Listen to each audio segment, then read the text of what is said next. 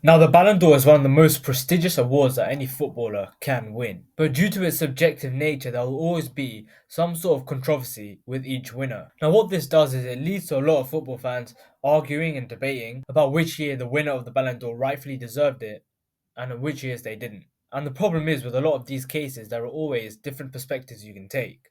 So sometimes people might say this player deserved it, other people will say that player deserved it. And to be fair, they can both put forward a valid argument for each player. But I'm now going to go through a particular case consisting of 2 years where the Ballon d'Or was simply unfair. Now, in the year of 2010, Inter Milan had completed a treble winning season, knocking their rivals Barcelona out of the competition on their way to the trophy. But 2010 was also a World Cup year, and we saw that both Spain and the Netherlands both reached the World Cup final. So this put forward the likes of Xavi, Iniesta, and Wesley Sneijder in contention for winning the Ballon d'Or that year. But the individual performance of Lionel Messi that season was also to be considered. Now, in 2018, we saw yet another World Cup year, and with Real Madrid winning the Champions League, and with Croatia reaching the World Cup semi-final, that put both Ronaldo and Luka Modric into the running for the Ballon d'Or. Now, I'm not trying to turn this into a Messi-Ronaldo debate, but if we were to compare Messi and Ronaldo's individual seasons with Messi in 2010 and Ronaldo in 2018, Messi had won the La Liga, whereas Ronaldo had won the Champions League, with the Champions League probably being a more prestigious tournament to win.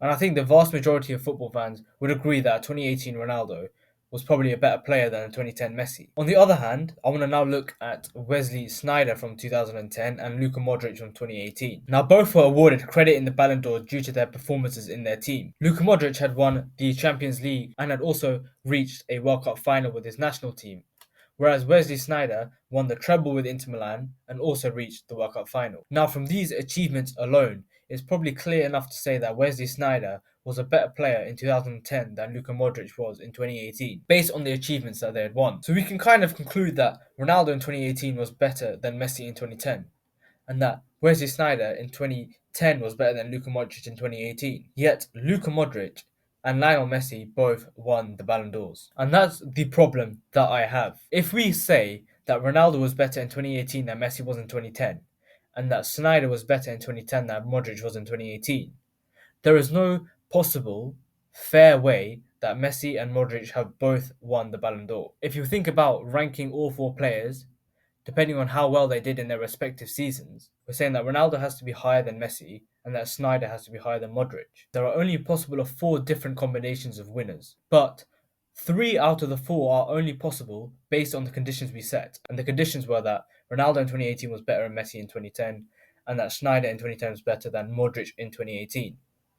So that means there's only three possible outcomes that are fair for the winners of Ballon d'Or in 2010 and 2018 was either Messi in 2010 and Ronaldo in 2018, Modric in 2018 and Sneijder in 2010, or Sneijder in 2010 and Ronaldo in 2018. It just so happens to be that the only one that technically isn't possible and isn't fair on happening, which was Messi in 2010 and Modric in 2018, actually happened. Thinking about it logically, it is not fair for Messi and Modric to have both won the Ballon d'Or. Now, I just want to make this clear, this isn't a Ronaldo versus Messi sort of debate.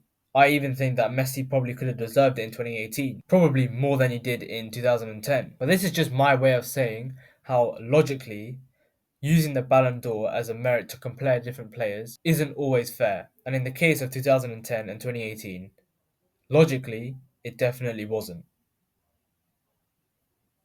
I hate this video.